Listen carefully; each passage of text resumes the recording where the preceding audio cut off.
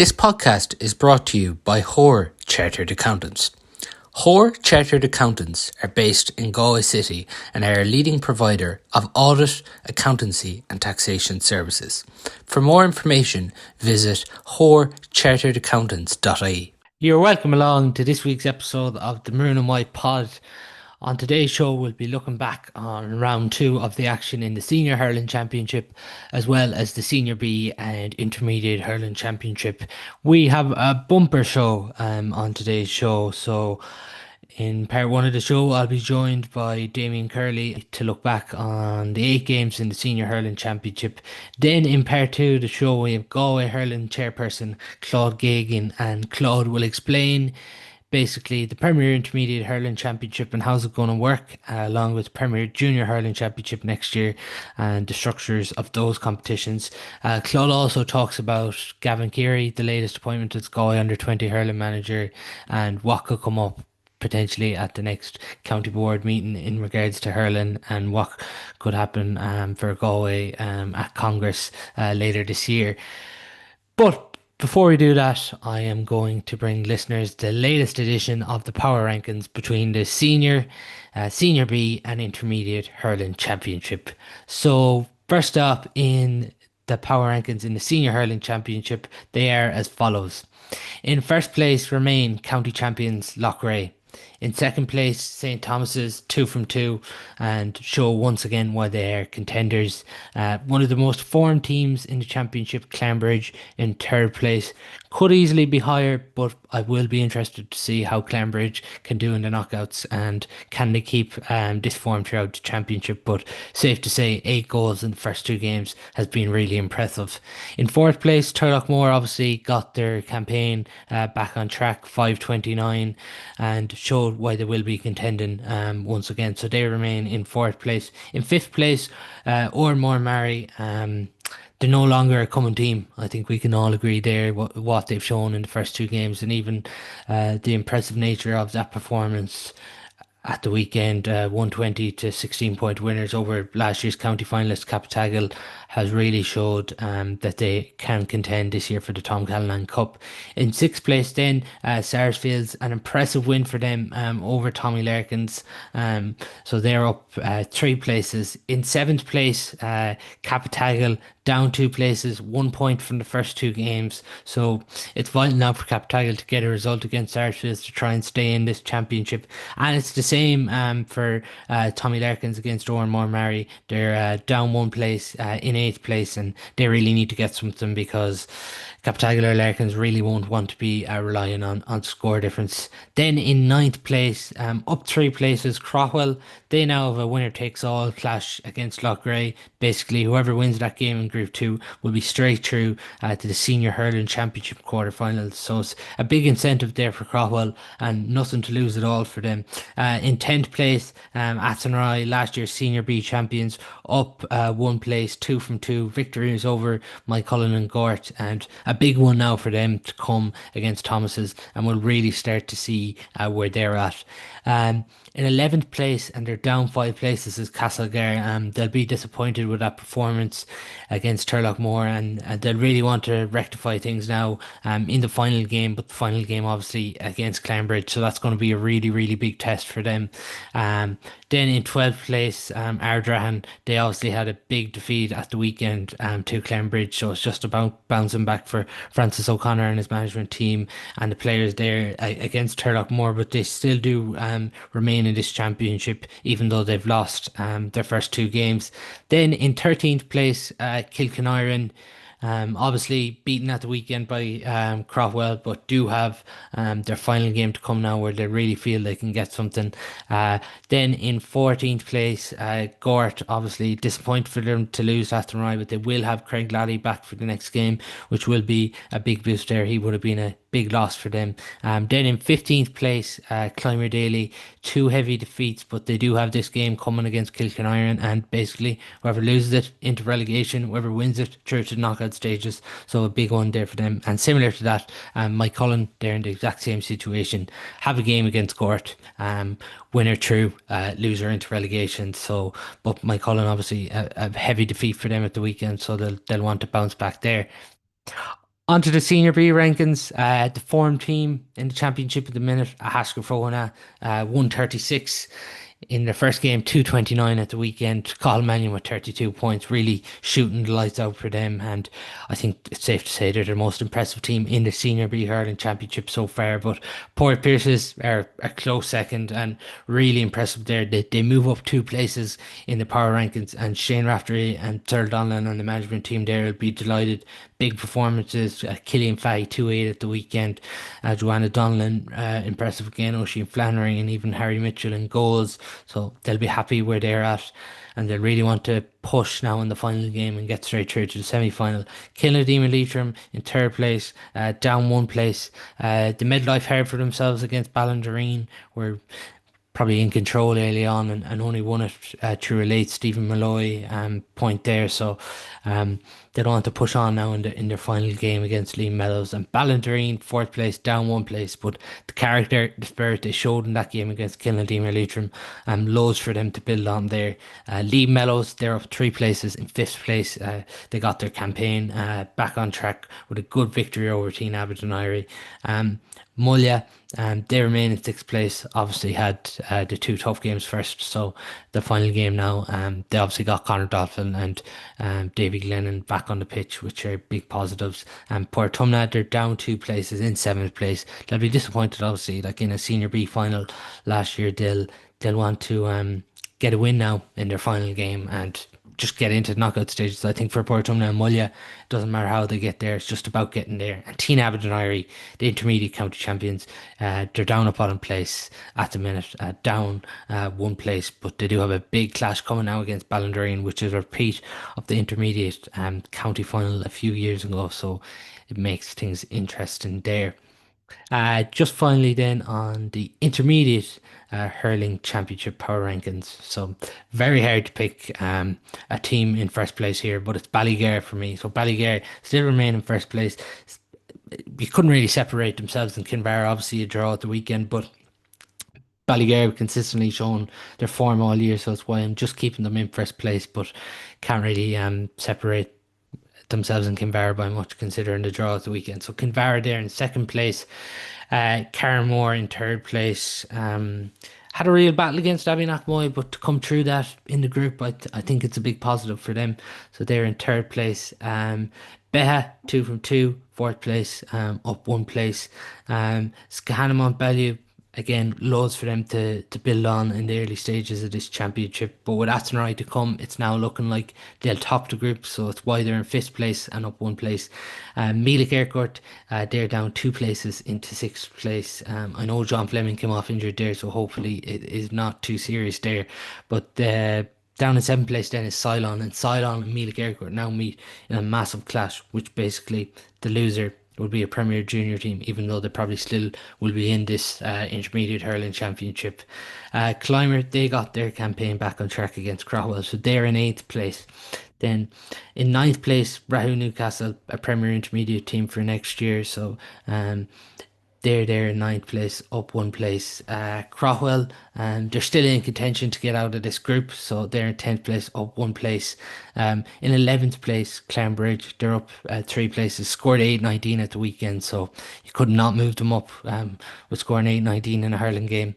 12th place then, Abbeynockmoy, positive performance for them, obviously at the weekend against Carnmore, and it's a shootout now between themselves and Clymer, obviously, to decide who's going to get the second Premier Intermediate spot in that group. So I think Abbey will be happy considering you lose to Crofwell and a big performance against Carnmore, and there was only a point in it coming down the stretch, but Carnmore obviously finished strongly. Turlockmore, they lost to Beha at the weekend, so they're down four places, but still in contention. A game to come here against Kilvacanty for them. 14th place then, Athenry suffered a heavy defeat at the end against Ceylon, but showed encouraging signs early on for them, and they'll be happy the seniors are going well, and it was only in the last quarter really where Ceylon took control there. At Kilbacanty, they're up one place. They still have a big game to come against Turlockmore, and that game against Turlockmore, if they win that, they could be in the knockout stages. So still in contention there in 15th place. And Annadown, unfortunately, out of the championship, conceded 8-19 at the weekend. A tough day at the office for them, but scored 3-13. Keane Heavey, 3 goals for them there at the weekend. They're in 16th place, and that's probably just down to what they conceded at the weekend. But they're the senior B, and intermediate hurling championship power rankings. Now, in the next part of the show, I'm going to be joined, as I said, by Damian Curley. We're going to review the 8 games in the senior hurling championship that took place last weekend. I'm joined now by Damian Curley to look back on the senior hurling championship action over the weekend. Uh, Damien, safe to say, a lot of one-sided games in the senior hurling championship over the weekend. Yeah, I suppose it's surprising, and yet it's been a feature probably over the last couple of years that the group stages have been particularly high scoring, and probably fairly competitive. But geez, it was a surprise to see so many one-sided games at the weekend. Particularly with so much at stake. And I suppose with three teams coming out, there's still a good kind of a window there for teams to qualify, and maybe a lot of them have stacked the eggs in the basket of the last game. But at the same time, I suppose, you'd be looking at some of the results and you'd be saying, geez, are they going to recover from that result, to even be in a mind frame to be competitive for the last game. But that's the nature of it. The teams that are going well seem to be very comfortable in their hurling, and as you said, are putting up the big scores. So there's a lot riding on the last round of games, despite some of the teams having taken a couple of heavy beatings. It's nearly the thing, isn't it? A lot of one-sided games, but like if you're looking at group one and two, you have first place playing second, third place playing fourth. Group three, even though Clembridge are through, they officially don't have top spot. And Yes. you look at the group of death too, and that's going to be interesting. So still really all to play for despite the weekend. Still all to play for, and I suppose that's the crucial thing. And as you said there, I suppose the teams that are on top are going to qualify regardless. It's whether they finish in first or second, and the minor placings. That's what's going to be decided. But I suppose the teams in third and fourth, and obviously the team that loses that in the last round of games is in deep trouble. So it's and like I mean, we see the Capitagal who were in the county final last year. It's a make or break game against Sarsfields, their neighbours, and there'll be no quarter asked or given in that one, I would expect. If you're mentioning Captagal there, so we'll look at Ormore Mary and Captagal first. Ormore Mary 120, Captagal 16 points. Ormore Mary obviously made it two from two, 2 points from Colin Burke, 10 points from Rory Burke, 1-1 from Conor Hanafy, 2 points from Ruben Davitt, and 3 points for Niall Burke. They all stepping up with Christian scores. But for Brian O'Connell, it's the perfect, I suppose, start he could make to his reign as Ormore Mary manager, particularly this group to have two from two and 4 points on the board. Yeah, and look, I suppose there's no surprise really that Ardmore are coming through. It's maybe the surprise is maybe attached to the fact that people might perceive it a bit early. That they're very good under 16, very good under 17, very good minor, good under 20, but were they ready to step up to senior? And they've very much shown this year that they absolutely are ready to step up to senior. And I suppose they were stung a little bit last year. I think they were beaten by a last minute goal by Sarsfields to knock them out of the championship last year.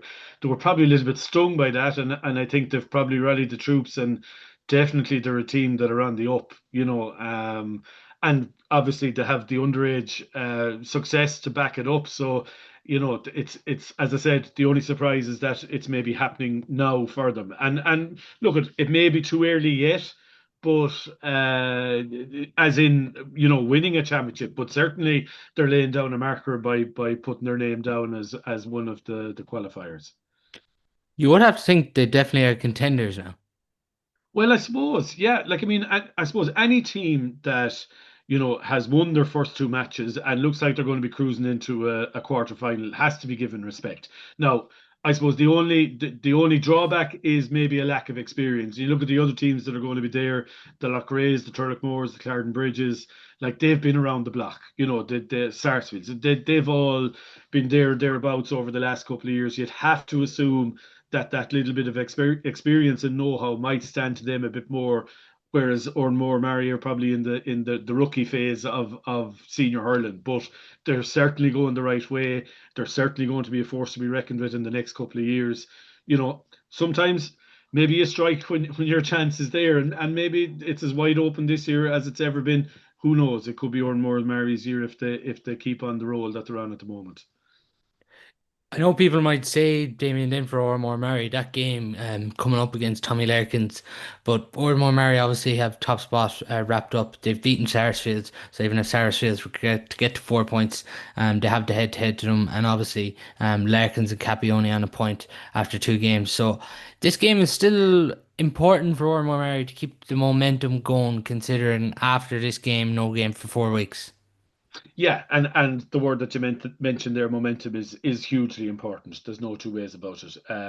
Like when you get on that bit of a roll, it's nearly easier to stay winning when you're on that kind of roll. So they're not going to be pulling back or anything over the next game. I think they'll go all out to try and consolidate top spot. And probably take their break then, where there's 3 or 4 weeks, and be ready for a tilt at a quarter final then at that stage. Capitagal, where do you think they're obviously beaten by 7 points? 10 out of the 16 points came from Fraser place balls at the weekend against Ormore Murray. Now, if you reference back to last year, they just about got out of the group, but Yeah. Stephen Craven will have to be disappointed because there was a positive league there. They were down players. They got to a league final, and I felt like they were coming into this championship on form. Yeah, well, I suppose it's the difficult second album for Capitagal. They had a great debut, and like I'm not going to say last year was their debut because they had been knocking on the door for a couple of years, but I suppose to finally get to a final and like weren't that far off. Beating Loughrea on the day last year. The concession of the goal probably turned the game at a particular moment in time. So, they're certainly shouldn't fear trying to get back to that stage. And as you said, they were in a very similar position last year. Now, of course, it's slightly different this year in that it's Sarsfields who also need the win.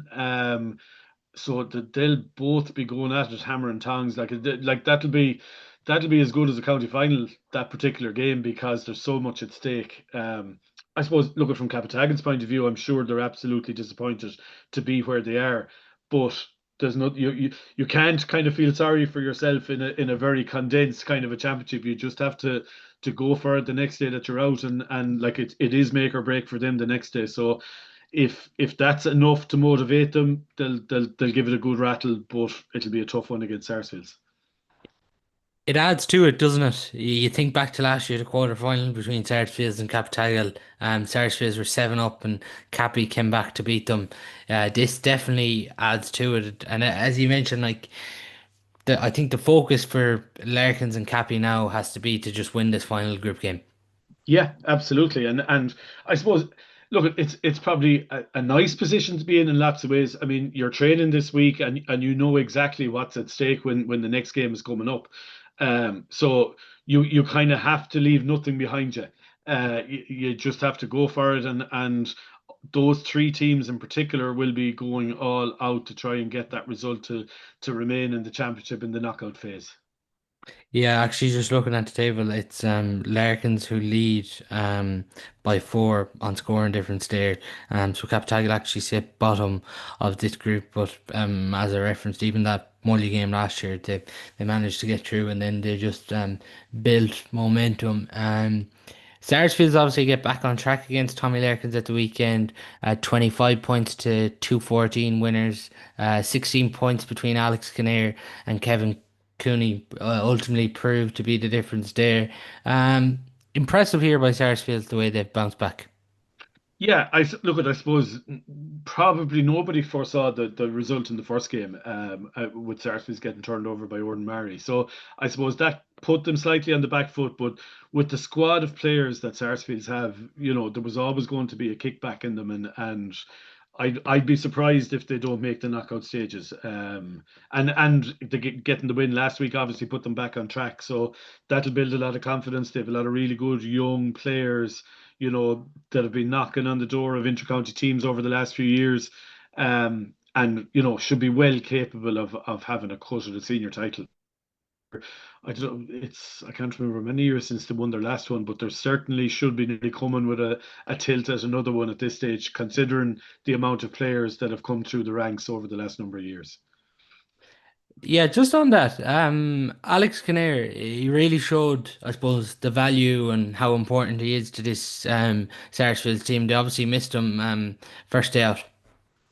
Yeah, look, he's a fella I have good time for. I worked with him a couple of years ago in a Celtic Challenge team.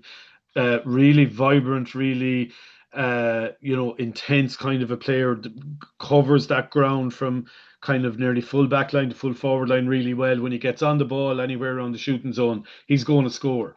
He's a guy that I think would have certainly should be nearly getting a look in with the Galway squad at this stage. He's matured, he's got a little bit older, he's got a little bit stronger.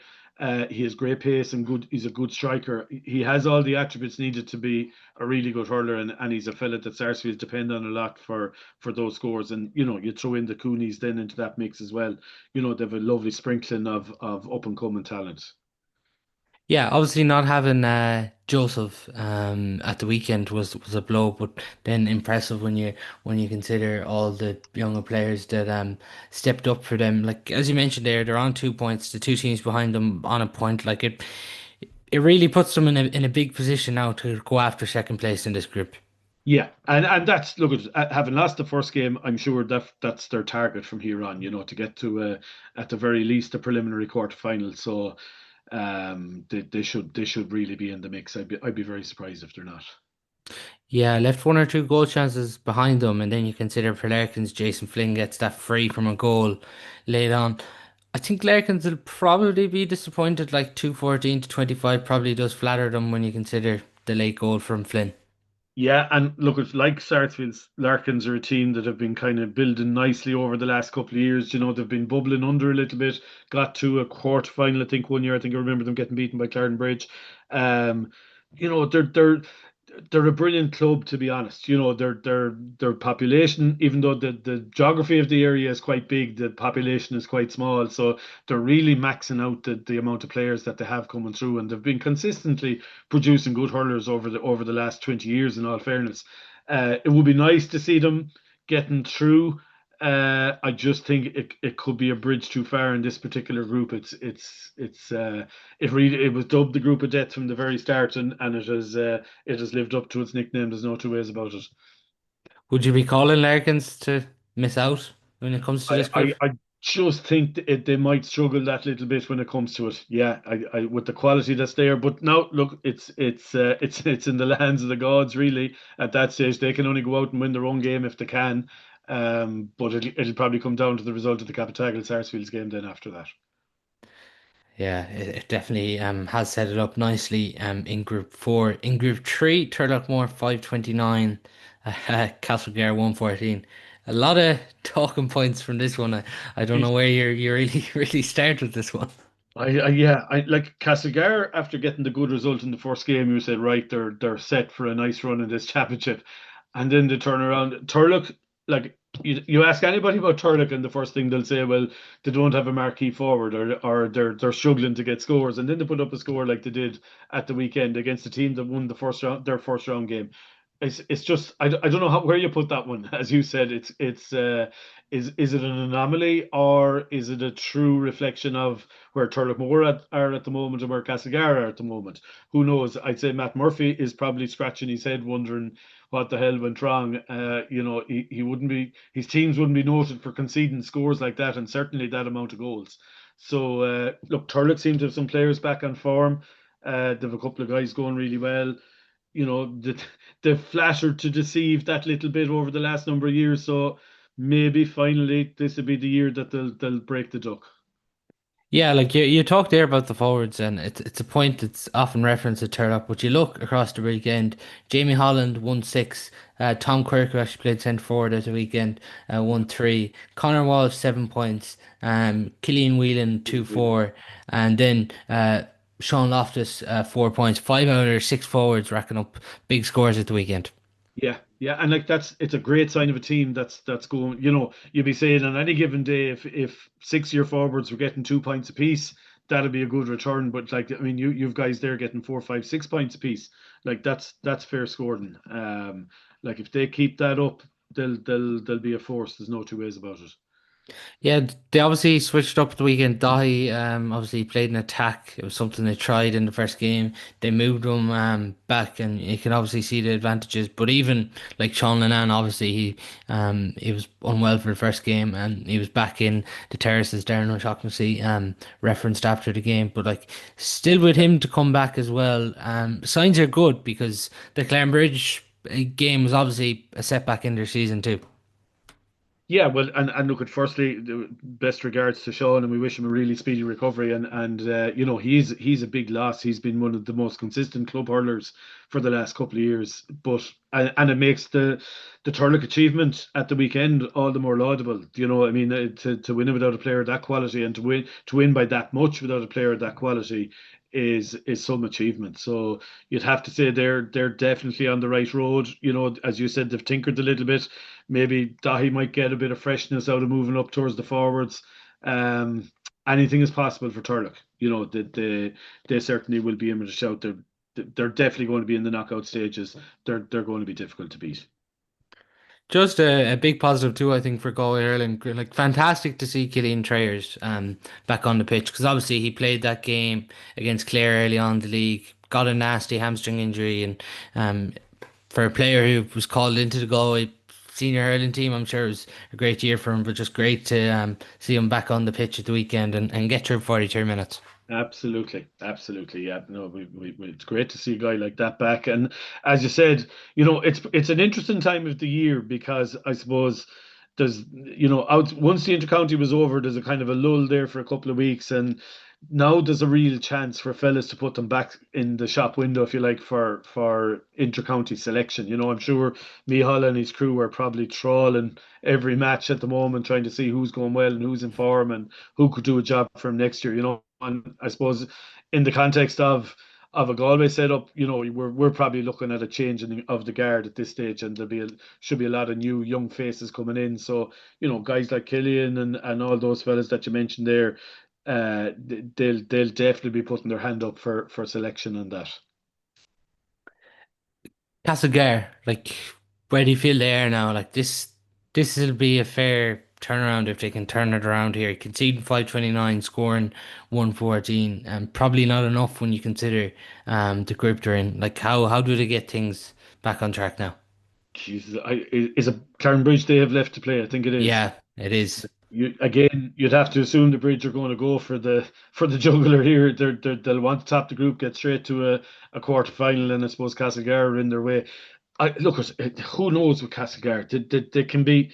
They've just been kind of flaky over the last number of years. Like they can produce a performance like they did against Ardrahan, and then they can come out and concede that much against Turlock. And who knows? They could turn around the next day. The evergreen Ger Farher will be trying to keep them ticking over as usual, but like you'd have to assume that Claren Bridge are in the driving seat in that group. You'd nearly say with Castlegar, and I know this might come across harsh, but it is up to the Castlegar young lads to drive this now over the next few weeks. Like when you consider what Farrer has given to them over the last few years, even 6 points out of 114 again at the weekend. Like he's come up with big performances year after year after year. Like and if they're going to turn it around, they're going to need the younger players now to drive this. Ah, absolutely, Paul. You've said it all there. Like, I mean, if you have to rely on Ger, and he has been a tremendous servant and continues to be, but like they owe it to him to kind of take some of the pressure off him.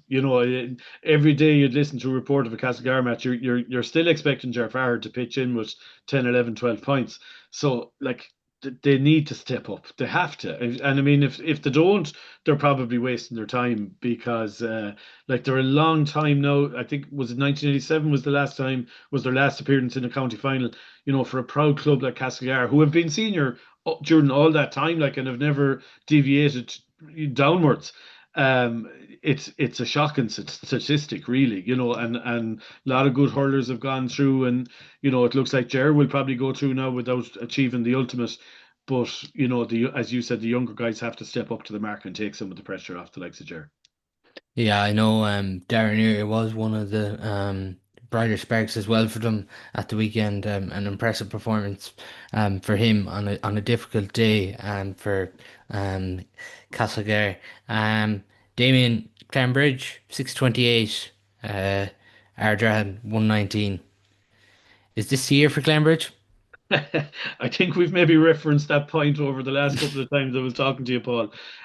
Look, with the squad and the talent that they have at their disposal, every year should be Bridge's year. They just haven't managed to get over that line over the last couple of years, and like we still won't really know until they meet the Loughrays and the St. Thomases of the world. Are they really up for it? Like obviously they're putting up those scores. They've won the two games. But like no more than what you said there, can they step up now to meet the pressure when the knockout stages come? That's the real big test. No doubt, absolutely no doubt at all that they've got the talent. I mean, we know all the names over the years. There's loads of them on last year's intercounty panel. But can they, when push comes to shove now, can they cross the line and say, right, we're not going to be beaten today? And that's what it comes down to for me with Clarendon Bridge. They just they play fabulous hurling.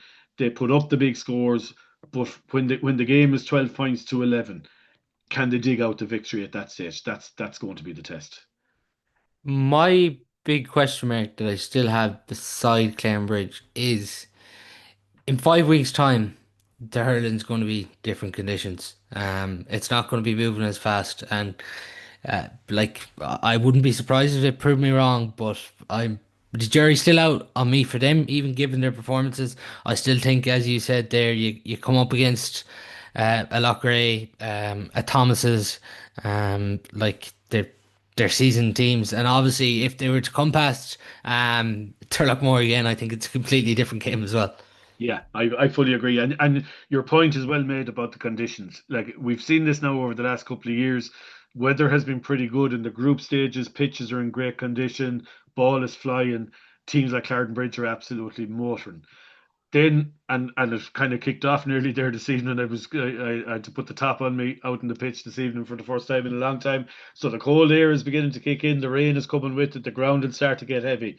Then that's when our real title winning teams will come to the fore. So you know, to a certain extent, it's very hard to pay too much attention to the group stages because it is just a way of getting to the knockout stages. But that's when the real test is going to start now in a couple of weeks' time, when those preliminary and quarterfinals come to the fore.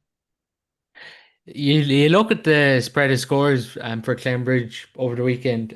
Gavin Lee, 3 points from centre half back. Joshua Ryan at goal. Evan Nyland, 110. David Lee, 4 points.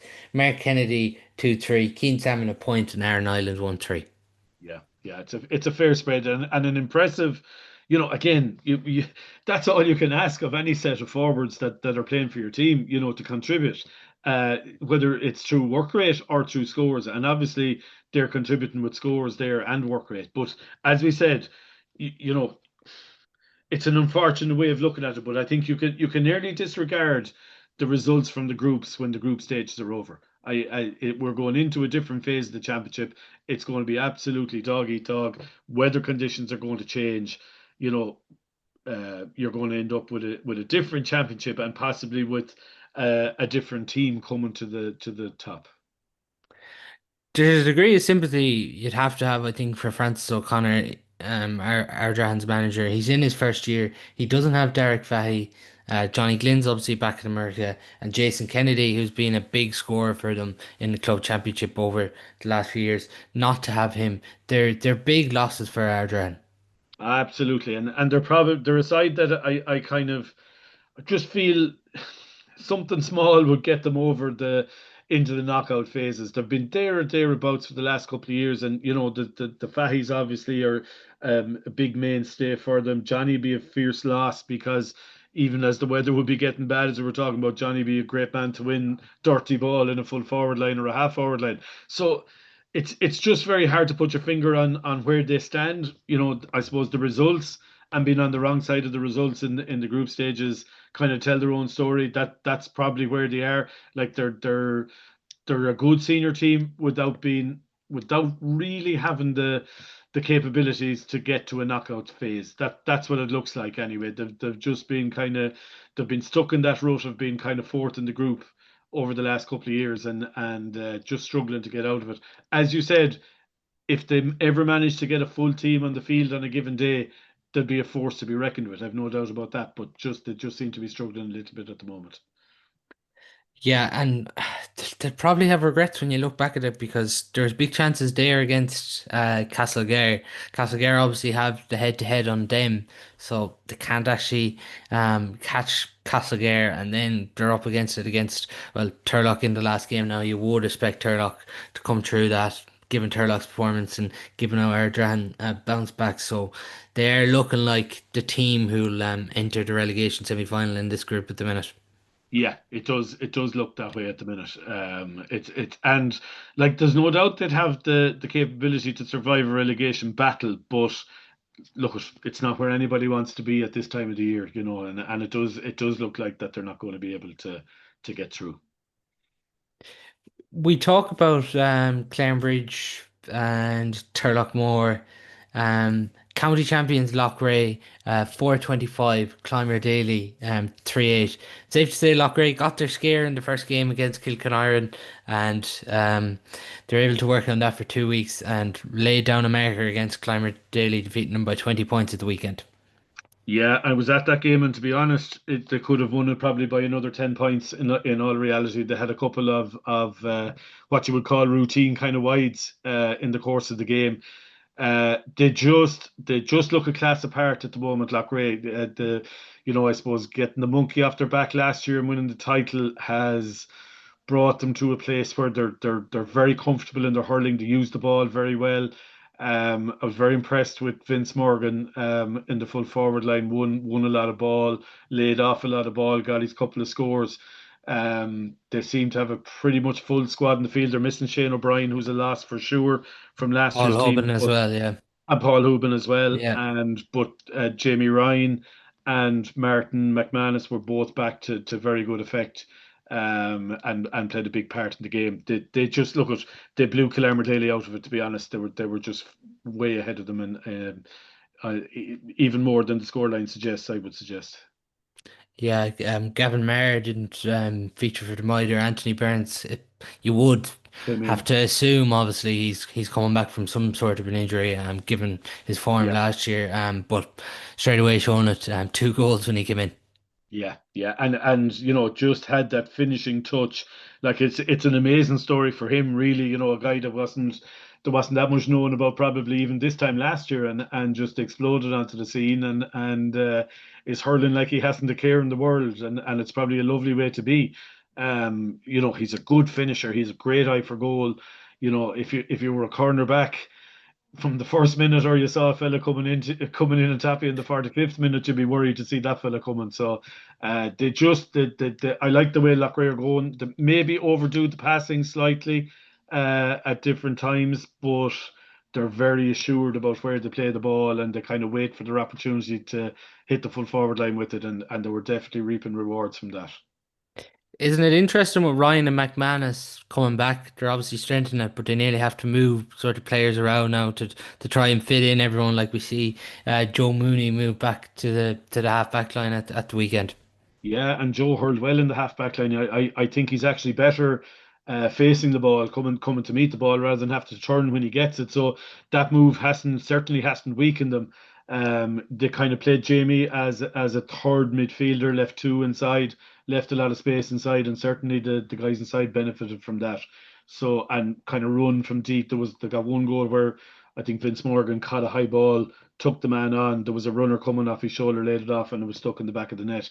So they just look like a team that's playing to the best of their ability at the moment. And while everything wasn't perfect, they still certainly did enough to blow Killarney Daly away. At this current moment in time, Damien, if you were to predict the winners of the championship, who would you be picking? Well, like I mean, the teams that are top in the group probably look like the teams in the driving seat at the moment. But as we know from the past, that doesn't always work that way. I do I do like the look of Loughrea, I have to say. Again, they've been knocking on the door for a couple of years. The win last year brings a different momentum, and I think they'll probably be a bit disappointed with the performance in the club All Ireland club semi final afterwards as well. Maybe they have a little bit of unfinished business with that, so that might drive them on to another level. I just see quality in every line they have. I think they'll take beating again, and.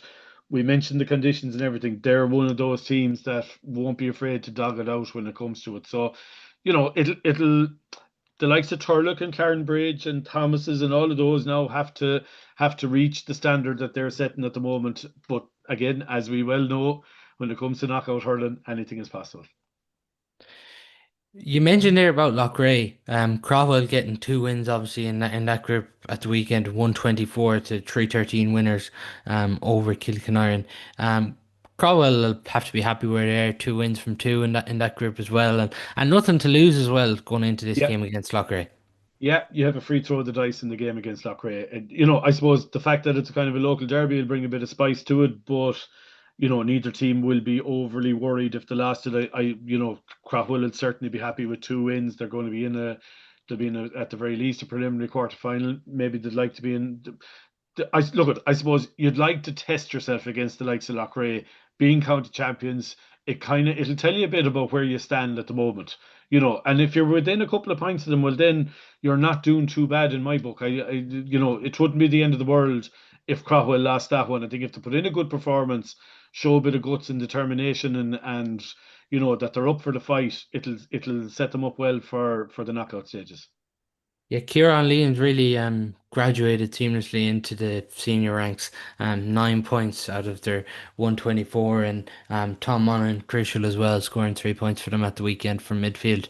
Yeah, again, look at they're a club that have a load of kind of younger fellas coming up through the ranks, have done for the last couple of years. So, you know, no more. We mentioned Jeff Farrer earlier. Like, I mean, they were totally dependent on Niall Healy for a long time and Fergal before that, to come up with their scores. So it's good to see some of their younger fellas coming through to take up the mantle there, and they've been kind of underachievers a little bit. I know they got to a county final, I think, against Sarsfields, was it? But Yeah. they never really looked like winning that, I thought at the time, even though it went to a replay. But that was their best chance at that time. Maybe it's time for a new team now to lift their heads and go for it. Just looking then at that group, as we mentioned, it'll be Loughrea, Crowell, winner takes all there. The winner of that will go straight through to a quarter final. Loser will get second place from being on 4 points. Um, There's no point in saying otherwise. Daly are struggling this year. Only scored 3-8 at the weekend. Jack Fitzpatrick's a loss. Aon and Ryan retired. They've had a fair share of things to deal with this year. And then you look at Kilkenarren, even though they've lost their first two games, I think there's plenty of positives for them to take from their first two performances. Yeah, look at again. It's the relegation basement battle, unfortunately for both of these clubs. Killarney Daly looked a little bit outclassed against Loughrea the last day, but took Brian Burkin and Brian Concannon out of their forwards. There wasn't that much of a threat. They tried to use the ball well, but just the final ball always seemed to go to where Loughrea man was. So they'll be a bit disappointed, I'd say, with their performance in that. Now, look at, I suppose they have a chance. If they beat Kilkenarren, it probably puts them through, does it? Yeah, yeah. Yeah, so like they have a good chance there. Kilkenarren again, they're probably more like a lot of the teams. They have probably more younger fellas coming up. They're maybe a team on the up, but they'll still have to earn it against a fairly tough Killimer Daly team. Like they're physically, they're very strong. I felt. I haven't seen Kilkenarn playing this year, but it just Killimer Daly were physically very well built. And certainly, if they could sharpen up their scoring rate a little bit, they'll still take a bit of beating. So yeah, there's something there for both of those teams, and to be a bit of progression if they did get to a preliminary quarter final. Just looking at Group 1, Damien, St. Thomas's 428, Mike Cullen 16 points. Thomas's have definitely gone nowhere. No, well, it's like that old statement, the Thomases haven't gone away, they're still there, thereabouts, and who knows, there could be I'm not going to call it a dying kick, but there could be a waning kick left in them, and they'll still be smarting that they were dethroned as All Ireland club champions and county champions last year, and Jesus, like their team still reeks of quality, so that can't ever be discounted in a county championship. Yeah, it's even the way the younger players have, I suppose, come on to the team now. Connor Head at corner back, Darren Farrell at wing back got appointed the weekend. Evan Brady into the full forward line got 2 goals. Then you look at what's coming on. Damien Finnerty along with Victor Cahill Manzo. along with Cahill Burke, yeah, Victor Manzo getting 2-1 at the weekend from corner forward as well. And then you look at possibly Finton and Keane Mahoney to enter the fray at some stage as well. Yeah, like when you put it like that, it's a frightening prospect, and like there'll be no club looking to draw them in a quarter final. They still have quality throughout the field, and the big thing is that they know how to win when it comes to the time of year we were talking about. They won't have any. They won't be longing for the long summer evenings of dry ball flying. They'll mix it whatever way it comes, so that they can't be discounted. Yeah, and they're in a great place. 428 to rack up. Connor Cooney, 13 points for him at the weekend, 6 points for Aina Burke, 2 points for Dara Burke as well, and a point from David Burke and Evan Duggan as well as we mentioned, 2 goals apiece from Victor Manzo as well, and Evan Brady at the weekend. Yeah, no, and that's an impressive spread of scoring, as you said. I suppose, look, at the question about Thomas is, and we'd all say, well, look, have they been to the well once too often? But the fact that they've introduced a couple of those young fellas and fresh legs and fresh blood, that might give them, it could give the Conor Coonies and Éanna Burke's one final kick of life. And you never know what had happened with those guys. They'll be, look, as I said, nobody will want to draw them in a quarter final. Yeah, and the thing is, for my Cullen, I think it's no more than Castlegar. It is a difficult defeat to get at this time of year. Yeah, and look at like the other groups, they're facing themselves, and Gart now are facing that relegation shootout. So it's not the place you want to be at this time of the year. But I suppose, look, both Gart and Mike Cullen have a chance to pull it out of the fire at this stage. So it's a make or break game for both of those in the next round. Athenry then they get a victory over Gore, 22 points to 116, and 10 points from Jason Rabbit, who was on the Galway Senior Hurling panel this year. 2 points from Conor Lawless as well there. Athenry will be delighted, I suppose, 2 out of 2 coming up from Senior B last year, and this Thomas's game, I think, will really, I suppose, get them to figure out where they're at in terms of senior hurling. Yeah, I think the Thompsons game will actually energise the likes of an Athenry. As you said, they've been very impressive after coming up out of Senior B, ground out a fair win last year against Portumna in the final of that, but haven't looked one bit out of place at senior level. Again, based around a really good squad of young players. You mentioned Jason Rabbit there, like he's a guy that Michael Dunno has to put some faith in now over the next year or two. He'd be well fit to lead a line for Galway. So like there's a good sprinkling of Hardimans and Lawlesses and fellas coming through there, well able to hurl. As I said, not found wanting in Senior A by any means, and they're there to stay for the long term, I would think. Thomas's is a shot to nothing for them. They could, as you said, they could learn an awful lot from playing the likes of a Thomas's. The result in that isn't going to be overly important. They're going to qualify anyway, so it's they're going to have a cut at that and learn an awful lot from it. Yeah, particularly with a game with a group game to play, and they know themselves that they're already through, as you mentioned, knockout stages. That's the perfect position to be in, really. Ah, yeah, no, and especially after coming up from Senior B, because we've seen over the last couple of years the teams that came up struggled that little bit. A lot of them ended up in the relegation, went straight back down. Athenry are a different kettle of fish. They have proven that they have quality and pedigree, and certainly they're going to be there thereabouts over the next couple of years. Gort, as you mentioned, that game against Mike Cullen now becomes huge. Like Gort experienced that relegation semi-final last year, and it's not a place they'll want to go. I'd say it's not a place they expected to be. Yeah. They were going really well, I believe, in the lead up to the championship, and just have kind of hit a speed bump and fallen into a bit of a pothole. And just it's like no more than we said earlier on about momentum when you're winning. The same can also be true when you fall into that losing streak, and it can be very, very hard to get out of it. Now, both of them now, I'm sure Mike Cullen would have targeted this from a long way back, has been the game that will either save their senior status or will put them into the relegation battle. Gart probably didn't expect to be there, but it's going to be a test of them now, and they're probably their senior players to kind of lead them out of this. They'll feel that they're too good to be there, but it doesn't work that way. So you have to just put everything to the forefront and dog out a result in that one. That's just what it comes down to. Just finally, Damien, before we finish, is there any teams standing out to you then so far in the Senior B or Intermediate Championship?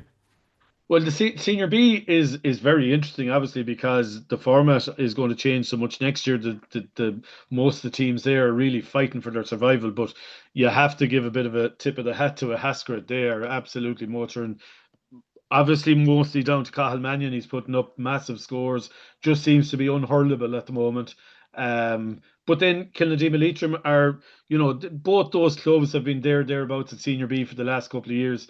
Obviously, with the prize of Senior A being on offer, the winning Senior B this year is so crucial because it's going to be a dogfight next year when Premier Intermediate comes in, and a lot of those clubs will feel, there'll be a bit of there'll probably be a bit of a gap between the top of Premier Intermediate and the lower half of Premier Intermediate, but both those clubs in particular, Mellows have to come into that mix. Pierces are going really well. Like they'll all feel that right, this is our real shot now to get to Senior A. So that could actually be a real good championship, real good end of year championship when it gets to the latter stages of that. I expect some really good games in it. Um, the intermediate then is sure it's wide open. Mm. You'd have to admire the Ballygars and the Skahana Mobelia Milocks have been going really well. Aircourt will be there in the mix. Kilimer there in the mix. Beha haven't gone away. They're probably stung all the time at coming down to that level. They'll be keen to get back up there. They have a good cohort of young players coming through. I'd say that they'd like to be senior at the very least when those gang come through. So yeah, no, there's I would say all the championships are wide open at the moment. Again, you just, as we keep referencing, you probably just have to keep in mind that the weather is going to change, the ground conditions are going to change, the big scores that have been put up at the moment mightn't be put up at the latter stages of the year. So it's still all to play for in all those championships. And on your own club, Kiltormer Damien down in junior, I know they can't get up to the Premier Intermediate anthem, but you have to be happy in the club. Obviously, it was a big setback to get relegated to junior, but they've really embraced the junior championship this year. Absolutely, Paul.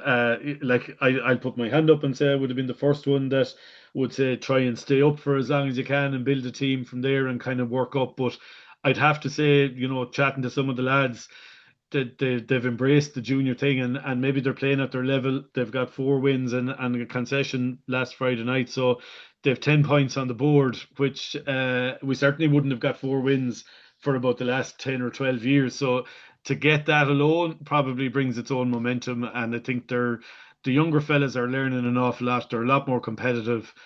We'll see where it brings them. Look at some of the other groups are quite strong. Loughrea seem to have a very good team. Sarsfield seem to be strong. Ballinasloe thereabouts. Mellows have a good side. It'll be wide open again. When it gets to the knockout stages of any of those championships, I don't think there's going to be too many one-sided games. I think you'll find the championship score lines are going to tighten up. There won't be many beatings dished out after this. Yeah, we will have Claude Geoghegan coming up in the next part of the show, but that's all we do have time for in part one of the show. Damian Curley, thanks very much for your time. Cheers, Paul. Thank you very much. So I'm joined now by Galway Hurling chairperson Claude Geoghegan. First off, club, before we look at some of the games, over the last few weeks, a lot of questions coming in about the Premier Intermediate Hurling Championship. So I felt it was a good time to bring you on and explain it to people who are unaware. So obviously the structure coming in next year, the team that wins Senior B, they obviously won't be a Premier Intermediate team. It'll be the team that's relegated from Senior, the seven Senior B teams, and then the eight top teams in the group system, which doesn't include second teams in the Intermediate Hurling Championship, and that's coming into play next year then. That's correct, Paul. Yeah.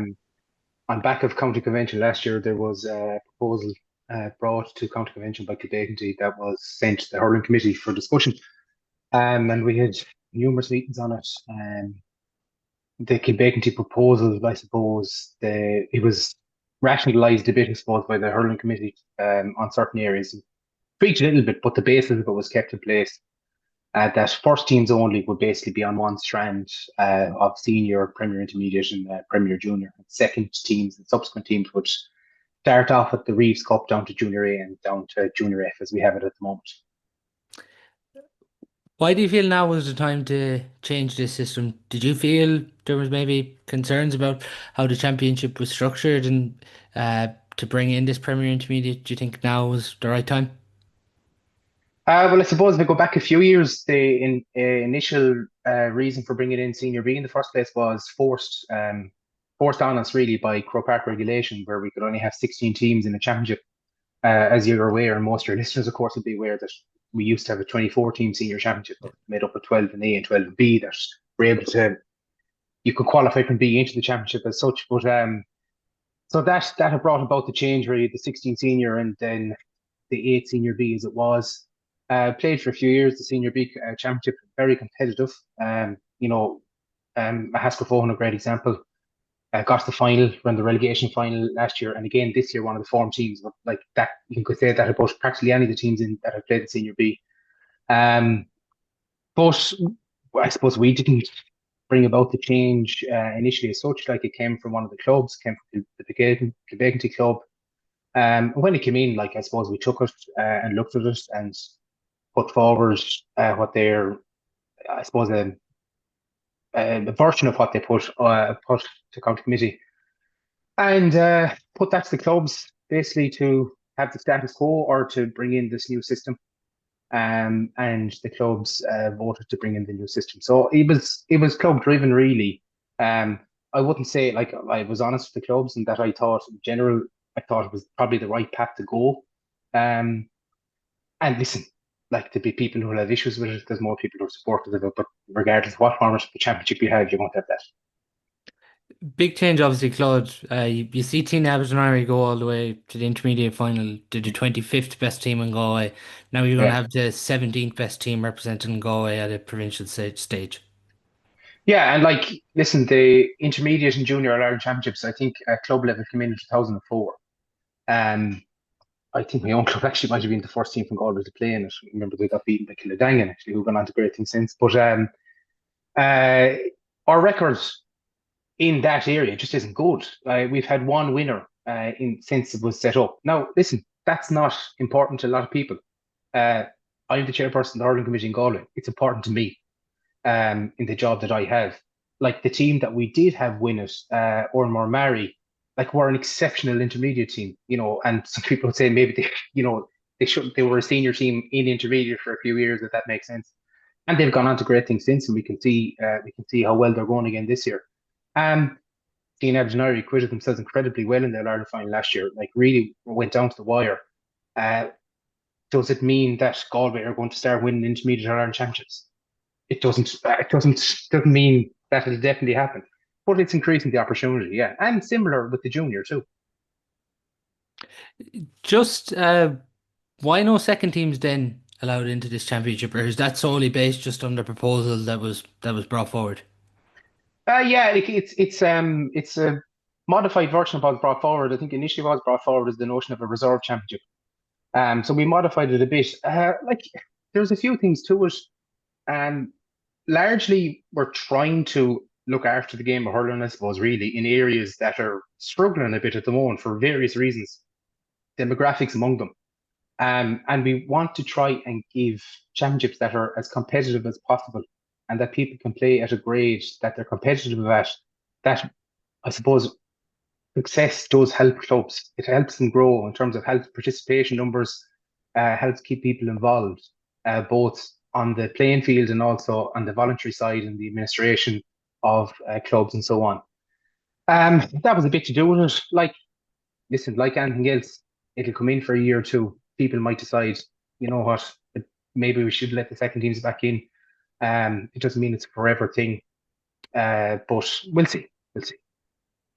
That's obviously the big drawback for a couple of these intermediate clubs going up to Premier Intermediate. They'll probably relish it because they're going to get to play against some of these senior league clubs. But even when you see Clembridge over the weekend scoring 8-19, Turlockmore quitting themselves quite well, you can obviously understand where there be frustration there from some of the second clubs. Yeah, like listen, of course. But I would hope that the new championship that's put in place, like the Reeves Cup, which is going to sit on top of Junior A, essentially. What that is going, just for people who don't know, it'll be the four second teams in intermediate this year, plus the eight best Junior A teams, excluding the junior only clubs. So, if you, for instance, like we'll take Spidgel or Michael Brannock out of that, but the eight best clubs out of Junior A this year and their positioning. And time will tell how that championship will look. Hopefully, it'll be a very competitive championship in its own right. There's some very strong junior A teams as well, and second teams, like for instance, like Sarsfield's always a very good junior A team, always nearly there in terms of winning the competition or being certainly at the latter end. Look like a team like Loughrea, very strong junior A team, very strong underage. They're in the under 20 semi final again tonight. They'll be feeding into that team. So like I'd hope that that in itself is a competitive championship. And I suppose, there's only one show in town when it comes to every club too, and that's the first team. And even though like some of these clubs have second teams and they're very important to them, they're still going to be very important to them. They're still going to be the second teams feeding into their senior team.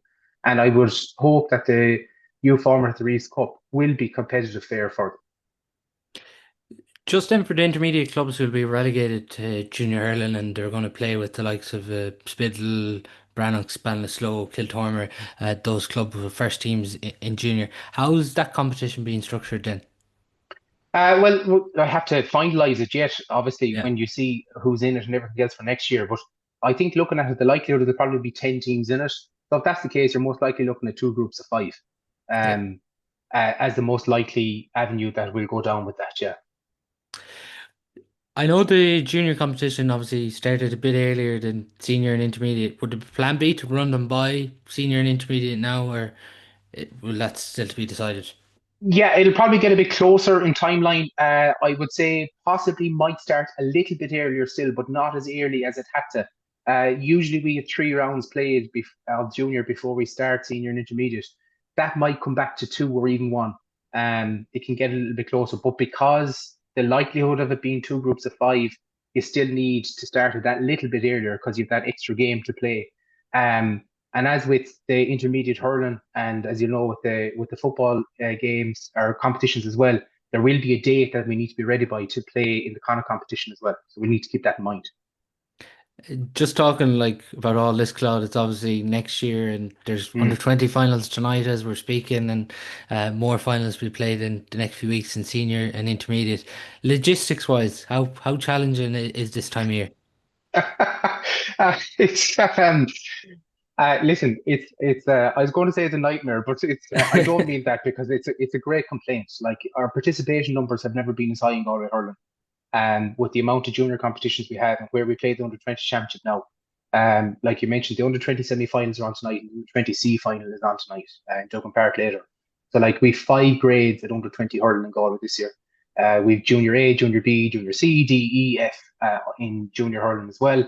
And it is fantastic because the number one thing that our job is to do is to provide a program of games for people who want to play them. That's our number one job. I suppose people forget that sometimes, but it is our number one job. It is logistically incredibly difficult at times because um, you have to try and space out games. Let's say for dual clubs, you have to take into account that when, let's say, with team is senior team is playing, if they have an intermediate team to try and split the days for that, then they could have a junior team, like some clubs, and it's fantastic that they do have 4 and 5 teams. And obviously, the summer months allow you maybe to play games on Friday evenings or Thursday evenings or even into the Monday. Like from now on, that becomes very compressed and very difficult. And it sometimes means you'll have to play a club will have to play 2 matches in the one day, which we try and avoid as much as possible because we want to be fair to the supporters of clubs as well. It's really important to remember that as well. Like we should look after the patron who wants to go. Um, like we could have up to between a Friday night and the following Wednesday, you could have somewhere between 50 and 60 fixtures.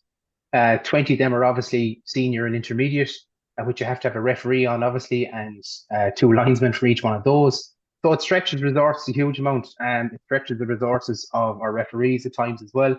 And just note, like they're the most maligned people that are in the organisation, but the referees, the work that they do, but also the sacrifices they make at times to ensure that there's a linesman in Dugan Park or in Gort is can be huge. And people don't see that work, and I don't expect them to see it. But I'd have to praise my secretary Damian on this one in particular because he does have the burden of work when it comes to that, and it is a difficult and sometimes thankless job. But listen, we love it, so that's why we do it. I do always think in Go it's fairly unique between senior B, and intermediate. You're playing up to 20 games nearly, and you're they're usually being played across between I'd say 5 and 6 venues. Yeah, they are, and like again, we try to play double headers as much as possible in our county grounds in particular. There's numerous reasons for that. Obviously, we have the county grounds, so we have to use them and have to monopolize them. But also for the patrons' point of view, you try to play double headers where possible as well, so that people are, I suppose, getting value for money as much as possible. We try to make the fixtures as attractive as we can while taking into account geography and requests. And like we get requests about teams wanting to play this day and that day. And a lot of them are very genuine. And if you can help them out at all, you can. But again, you can't all of the time. That can lead to a bit of conflict at times. But you do your best. I know, like I do look at other counties. And I look at some of the venues that they're playing in, and the times they're playing at, and the days they're playing at, and I know you do a bit of work in Limerick too, and I often Mm. see games on at 6:15 on a Thursday evening, the senior championship match, in a venue that if we fixed the game in, we'd be shot.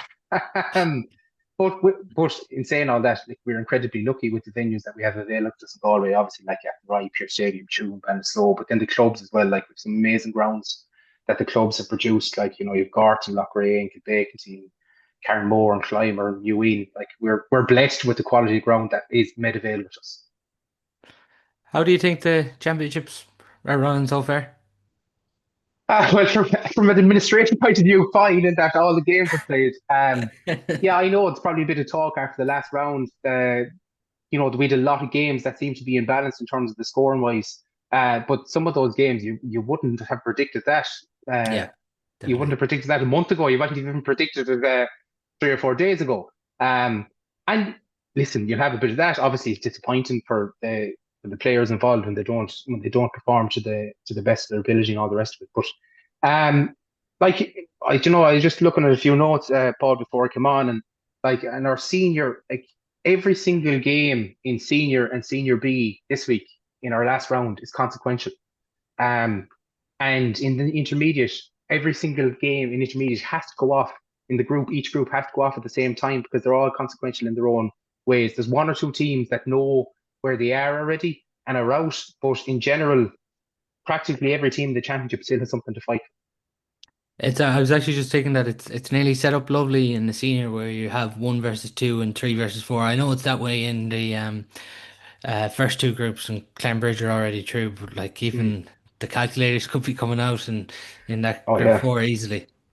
Yeah, no, absolutely. Like, is this, there's everything to play for in themselves. And that, like, obviously, group three and four were deemed groups of death, um, and for good reason. But like, even I was just looking at group three, like, Bridge are qualified, but they haven't guaranteed top spot. You know, Yeah. um, like everything is to play for there.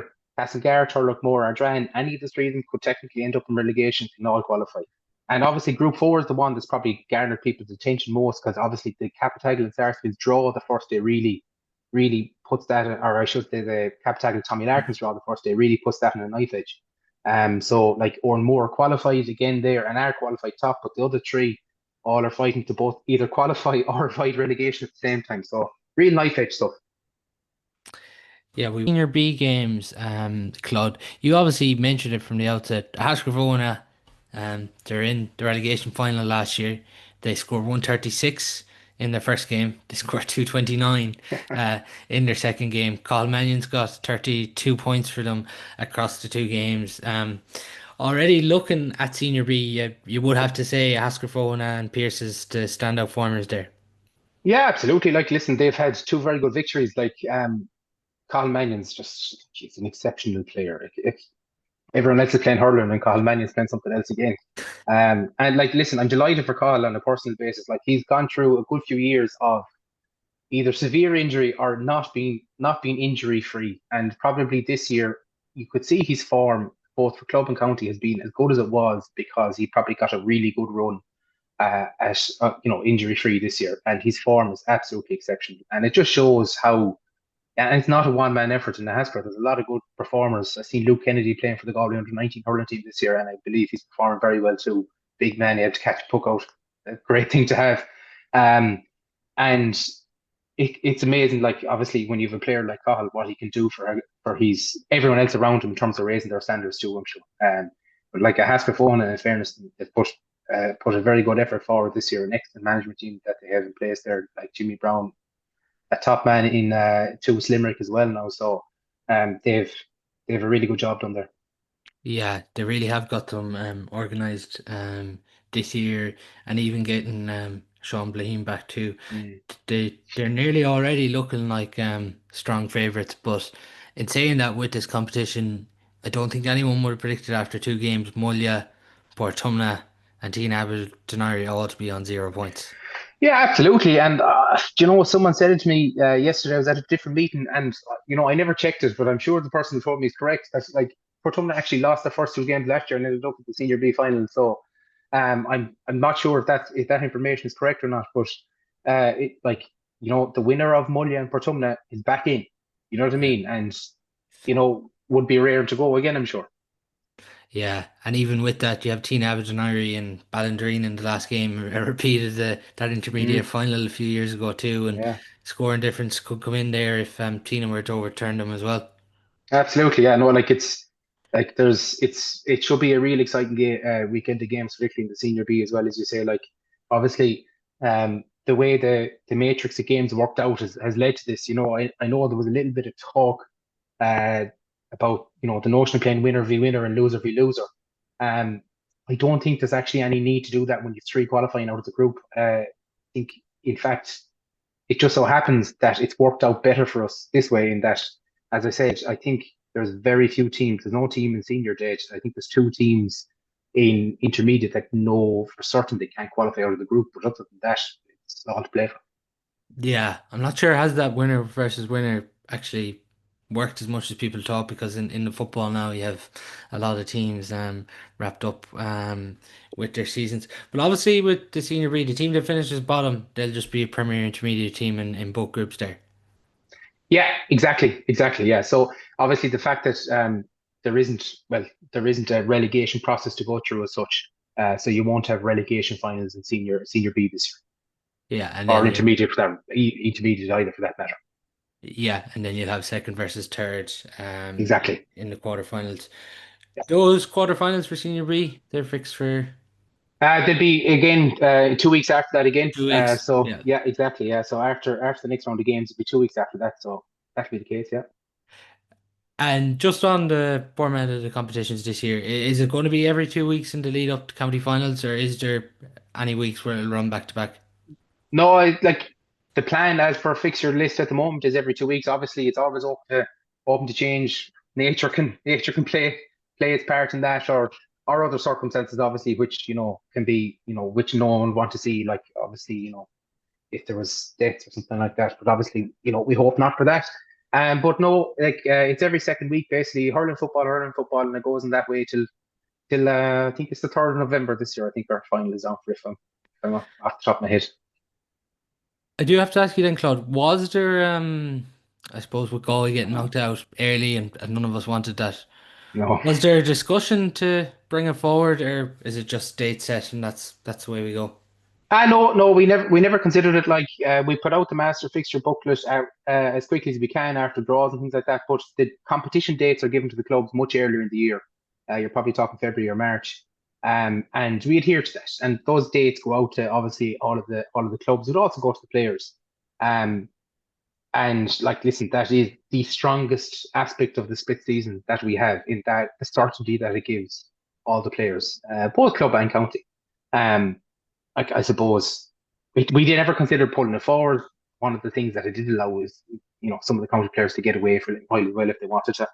Unfortunately, we'd prefer if they didn't weren't in a position to get away because we would prefer if they were busier with the county team. But no, we never considered it because since the advent of the split season, you know your dates, and we weren't going to move enough. Just as we mentioned, Haskell's flying start to the Senior B, obviously I have to mention Porty Pierce's too. They've been really impressive with their start.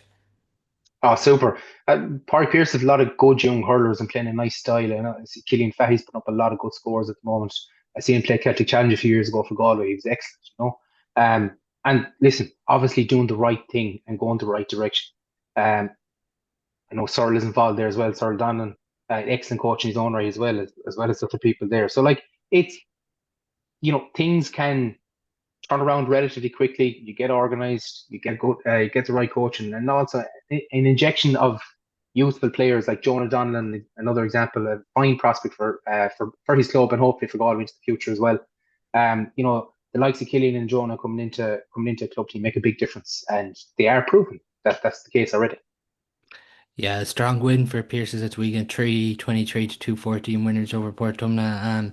Lee Mellows 24, Teen Aberdeen 17. Mellows getting their campaign back on track too. Yeah, absolutely. Like, David Collins doing a really good job there. Like he still has, the spine of a county title winning team there, and it's not that long ago.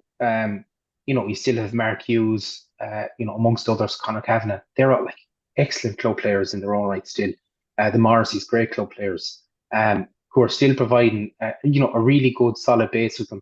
Obviously, David's brought great enthusiasm to the role, and obviously he's got everyone in the club pulling them one direction with him. And like, as I mentioned with Asper at the top of the show, like Lee Mellows, no reason they can't win Senior B, none whatsoever. Again, we did mention then Killinedema, Leitrim 222, Ballinderine 124. I'd say there's a couple of people who probably checked Discord to start and give up. But in fairness, like credit to Ballinderine, they've went under the radar. They've established themselves at this grade. And Killinedema leaving it late with a winner from Stephen Malloy. Yeah, I was actually at the first half of this game, and I try to get around as many grounds as I can every weekend, Mhm. And I was at the first half of this game, and I just as I was walking up the gate, Ballinderry scored their goal just before half time. And I was on the way to Athenry, and I was a bit sorry because the way the second half turned out. But yeah, like Killadima have Daniel Comer, centre back, big man, super performance, really imposing. Obviously, everyone knows about Killadina's firepower up front, and the Kennys and the Malays. Cullum's movement is exceptional, and really, really good player. But Ballinderry have really established themselves at this level. Their county final a few years ago, an intermediate level, Tina Aberdeen was super game, but like they were really good that day, and they've continued that. Like they're big physical men, but can play. Michael Kelly, brilliant goalkeeper. I seen him score a free in the first half into the breeze about he must have been 80 yards out, no bother. There's a cracking level of talent in Galway in the clubs. Once you know where to go and see it. It is the thing, Claude. Obviously, a lot of people disappointed over Galway's year this year, and obviously disappointed losing the quarter-final to Tipperary. But when you're going around to these club grounds and you're seeing the amount of young talent this year in particular that are racking up big scores, there's still plenty to be optimistic about when it comes to the hurling team. Ah, yeah, there is. Like, and listen, you know, no one was more disappointed than the players or anyone that linked to the teams. But there is like Tipperary, a great example of that. Where they came from. Last year with the senior team and where they got to now. Obviously, that's built on the back of some underage performances, really good underage performances. The title's been won as well. Um, but like there is talent there in Galway. There's maybe a bit of transitioning to take place. And that's already begun.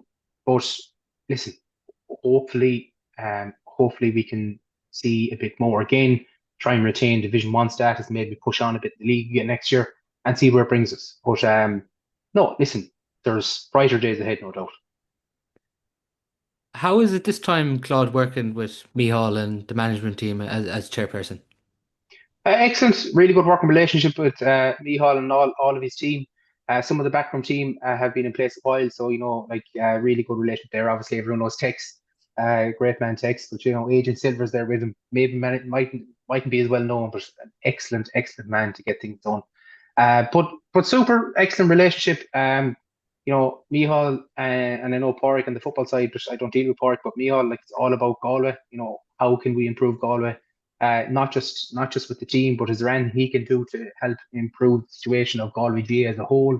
Whether it be his insights into underage or links with business and things like that. No, listen, it's been really good relationship, and all positive so far, and hopefully the results can become more positive for him as well. And you've recently appointed Gavin Geary as the new under-20 hurling manager. Yeah, exciting times. Yeah, exciting for Gavin to come on board. Like Gavin is, one of the probably best coaches in Galway. Um, his track record is excellent. Obviously, people, more lately will know him for being the head coach at Loughrea. Uh, he's done quite a bit of coaching around the county with other teams in the past. He had a brilliant year with Kilbeaconty one year, actually. A lot of people might remember they had a great run the intermediate championship. But like obviously he's standout work then as well, of course, with the Clare hurlers with Donald Maloney at that time, and obviously he was with Matty Kenny in Dublin as well. So a lot of intercounty experience as well as knowing what's going on in the club scene. His management team, that's still to be confirmed, is it? Yeah, it's still to be finalised. Yeah, to meet Gavin now in the coming week again to just nail everything down there. But hopefully, I'd say in the next week or two we'll be able to release that. Kenneth obviously stays with the minors as well. He's done great work there. Um, Obviously Kenneth and Mihal returning. If there is to be any changes at all there, they'll be ratified in the next few weeks, I presume, will there? Absolutely, yeah. Obviously, any changes there will be brought forward to county committee just for people to be the clubs to be informed first, and then for the general public to be informed. Yeah, Just as well, Claude. Obviously, Congress coming up. I think it's on the 4th of October, if I'm not wrong. There, uh, yeah. will Galway Hurling Committee be bringing anything forward this year? Not specifically ourselves in terms of hurling related activity. Obviously, both our underage teams are now playing the Leinster Championship, which was the big fight I suppose we had a few years ago. We were very fortunate this year to have an under 20 home match and a minor match at home in the Leinster Championship for the first time. Um, it was circumstantial the way it happened, the minor game, because we went to Wexford last year and they came up to us. But that's something we'll be engaging with both with the Leinster Council and individual counties to try and make that, I suppose, make that a more permanent fixture in terms of home and away, if at all possible. Um, and a lot of that it's more, I suppose, quiet negotiation in terms of having conversations with officers in counties about to see what we can do. And in fairness, our relations with the Leinster Council in the last few years have been excellent. Our county chair or county secretary, Michael McMahon's very good relationship with Michael Reynolds, the Leinster secretary, and the current Leinster Council chairperson as well, Derek Kent, Wexford. He was It was very good to Galway in terms of offering advice when we were doing the lights project in Pure Stadium as well, because he had been the driving force for that in Wexford. And we have a good relationship with him, and we continue to push for stuff, and we'll continue to. I read interestingly, I read the article today, John Fogarty out about the preliminary quarterfinals, or the quarterfinals, I should say, being removed from the championship. Like on a personal basis, like obviously only seen that news today, so we haven't talked about it at county committee level. On a personal basis, I think it's the right thing to do. I think most of the teams involved in it, if you ask them, I'd say they'd probably tell you the same thing as well. In terms of like you go from the high, let's say Kildare this year, go from the high of winning the Joe McDonagh, which was a fantastic achievement. Galway involvement there too was Conor O'Shea, which is a fantastic achievement. But to have to go out a week later, then beaten by Dublin in a Yeah. game you probably know you're not going to win. It ends on a sour note, I suppose, a little bit. It also claws back a week as well, Yeah. which in our circumstance in Leinster isn't maybe as bad. Maybe in Munster might help. That week coming back, that has been able to put in someplace else as a rest week or something like that. But in general, I'd agree. I agree with that concept. If we just take a look at the intermediate results then over the weekend, Scahannon Montbellion Mylott 319, Meath Aircourt 222. They couldn't be separated. Mm. A thriller by all accounts in Duggan Park at the weekend. Yeah, like I wasn't at it. No, I was talking to Paul Bailey, the county chairperson, was actually said it was a great game, really enjoyable, really brilliant game, and probably by all accounts two of the best games we had all weekend were teams in intermediate, and obviously the other one being Kinvara and Ballygar as well. Reports and that was an excellent game of hurling. But I'm not surprised by that. Like obviously, Aircourt, Meath Aircourt have been at the business end of intermediate now for a few years. But the growth of Scahannon and Ballymallock is no surprise to me, and I think anyone who follows Galway hurling in general will be no surprise to them. The success levels at underage have been really high, playing in the top competitions quite often playing in A as well. Lots of players coming through the academies and also who have played, let's say, Galway minor and 20s the last few years. A number in the Galway 19s development panel as well last year. Strong, athletic young men who can play ball. So, a team certainly on the rise. It's interesting in that group now because you have Meath Aircourt on top of the table, 3 points, Cahanamon Bellew, 3 points, and Ceylon after their 220 to 14 point victory over Athenry on 2 points. They play Meath Aircourt in the last game, and Cahanamon Bellew play Athenry, but even with that draw, it brings Ceylon back into the group now. Oh, very much so. Like Cylon are very much there, and that game, the first day out against Scahannon Montbellion, they had a very good start that day. And like in Cylon, no more than Aircourt, have been at the business end of the intermediate championship for a good few years now. Like some excellent players, Sean Igo and Oren Martin, what a man mountain there in the half back line. But like they've there's no like Cylon won't be afraid of playing Meath Aircourt. Meath Aircourt won't be afraid of playing in Cylon. It's probably one of the most consequential games of the whole weekend. If there's a loser in it, Yeah. in particular, because that brings the whole Premier Junior. One of them will, if one of them loses, they end up in Premier Junior. If so, it's interesting times in that one. Not for the clubs involved, obviously, but like Oh from no, from oh a no, from it's the a threat, from a the from threat. a spectator point of view, it is. I think it actually is a brilliant dynamic to the group stages. No, absolutely. And listen, it's a blunt instrument. Yeah. It's a blunt instrument this year. Um, in order to make the competitions happen in one year, I suppose. It's a blunt instrument, and there was always going to be a hard luck story. And I'd say whoever's in that group that finishes in the Premier Junior position, I suppose, will be in hard luck. Not that it could happen, club, but if someone was to finish third and win the championship, is there anything that can change? No, no, No. it is one of those things that, and it could happen. It could happen. I think Ballinderry might have a few years ago. But no, it's a blunt instrument the way it is. It was the fairest way we could do it with having a second team in every group. Mm. And like it is, as I say, it is a blunt instrument, and it would be incredibly unfortunate if that was the case. But No, there's no provision for it. No. Looking then at Group 2, Abbey Knockmoy 220, Carramore 29 points, just doing enough to get over the line, but 2 from 2 for Carramore. Yeah, Carrymore, one of the form teams as well from last year. Really, really came strong last year. A minor winning team probably 5 or 6 years ago. A lot of them coming to the fore now. Good underage system in Carrymore. Fantastic facilities. Really pushing strong now. But an excellent performance by Abbott Mine too, by all accounts. I was talking to a few people who are at it. Obviously, it was a big, big game for Abbott Mine. Again, this threat of Premier Junior hanging over them. Really, and it was only, I think it was a point in it, maybe just before injury time, so it could have gone either way. So puts Carnmore in a very strong position, obviously. But again, like that now, the Abbott Michael Limer game is huge. Yeah, that obviously decided, and Clymer got back on track with a 10-point victory over Crockwell too at the weekend. Yeah.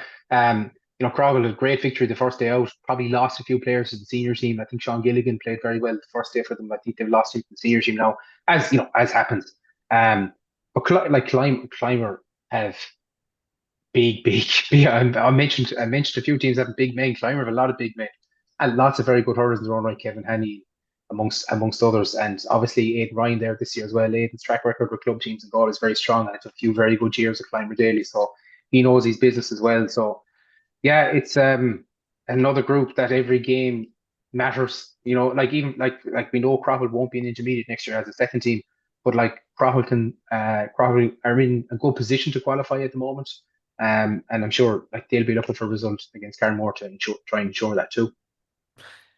It's only those two groups then, obviously, where you have three teams in each group still in contention and preparing intermediate. You look at Mhm. Group 3, uh, Kinvara and Ballygare have they have their status wrapped up as Premier Intermediate clubs, given Annadown can qualify, and Clanbridge are obviously a second team. And you look at Group 4, Rahu Newcastle and Beha Kilbeganty are relegated, and Turlockmore obviously can qualify there for as qualified Uh, as Premier Intermediate club for yeah, next it year. can't. Yeah, But like, funnily enough, the Quebec to Turlough game is still important for this qualification this year's obviously. competition Yeah, itself. Yeah, but yeah. you're right in terms of those two groups. We know who the Premier Junior or the Premier Junior team is next year, and we know Anna Down will be, and we know Quebec and for that. Those two are done all right. Yeah. On Group 3, no surprise, Kinvara and Ballygare drawn at the weekend. Hard to have much to separate them two teams. Yeah, and like two teams that again will be very much at the business end. Like Kinvara, obviously, they are there both last year, had been for a few years now. Obviously, led by Conor Whelan, obviously put a lot of very good young hurlers there. Again, in the under 20 A semi final tonight, no surprise, great influx of youth. The O'Connors, Josh and Reese, and Dara Burke coming in now, Luke Danju, Dara Helleber putting up great scores of them. A strong underage system that's going with a strong Drew club too, it must be noted, and praised for it in an area traditionally that wouldn't have been. Um, Ballygar, Ballygar were a wonderful league. Like Ballygar got to the Division Two final in the league, beaten by Clymer Daly this year in it. But like have pushed on from that. Again, influx of youth there, Colin Maloney, Harry Holmes going into already talented team that likes Joey Wallace and Stephen Lohan on it. And those two teams will have a big say in the championship. Big, big say. Uh, Clanbridge's senior team was getting all the headlights, but their intermediate team did too. 8-19, some scoring at the weekend. Yeah, I was at this game. I was at this game because I went to watch my own club in the game afterwards. And yeah, they put up some score. Clarenbridge has a wealth of talent from, I suppose, a pipeline that they had there for 3 or 4 years. I think they were in three under or three minor finals in a row, maybe themselves and Norman Mary actually. Another team with a pipeline of players. Um, and they were excellent. Lots of scoring power. Very impressive. I think they might have lost one or two the following day. I think Niall Armstrong might have played senior the following day. I think he scored three or 3-4 maybe in that Annadown match. Pretty sure, So yeah. yeah, so like they will probably they might lose one or two more, but again, no more than I think it was Turlough maybe 4 or 5 years ago went to a semi-final intermediate. Um, there's teams there that have the quality and personnel to do that. Yeah, they lost. They lost Niall Armstrong and they lost Sean Clough Yeah. at the weekend, so they're two big losses in fairness. Just finally on Group 4, Beha and Rahoon, obviously, winner goes through straight through to a quarter final, Mm. and Kilbeggan and Turlock obviously battling it out for that last spot in the preliminary quarter final in that group. Yeah, again, yeah, like I was at a few of these games. I seen Rahun and Turlough in the first round. I seen Behan Kilbeckley in the first round, and I saw the Rahun Kilbeckley game last Friday night. Yeah, like again, the common thing I've been talking about is an injection of youth. Like in Rahun Newcastle, Patrick Kane playing great stuff for them. Really talented player, playing really good stuff, hitting the frees, like leading the line. The Clotties as well, good player, good young players, and obviously they've Tony Oak still going, some warrior for them in fairness. Unbelievable shape that he's in. Um, yeah, so that'll be a really interesting game. Like see who can get the top spot, get the few weeks off. For some teams that's really important if they're carrying injuries and the likes. Like obviously, um, Beha will be looking to win a cup this year again. Like had their senior status for an awful long time. An exceptional club in terms of the size of the population available to them and how competitive they were at senior for so long. And like they'll want to get back there again. And they'll be feeding off the success of Michael Cusick's at underage as well. So like they'll be looking to push on. And Turlough in fairness, Turlough intermediate team is always good. I seen in the first day out against Rahun. Rahun got a late goal to level the game back then. Yeah. And like no more than that, the under 20 team that they had from last year, a lot of them now playing on that Turlough team as well, like Tom Nolan and a few more like that, Ethan O'Brien. So yeah, it's a good pipeline for them. So it'll be interesting. It'll be a very proud club. Um, they'd be disappointed to have gone down to Premier Junior, but also knew it was a possibility when they brought forward the motion in the first place. But listen, they won't want to finish the year on another loss. I'm sure they'll be pushing to qualify. Great stuff, Claude. Thanks very much for coming on to the podcast, and that's all we do have time for on today's show. No problem, Paul. You're welcome.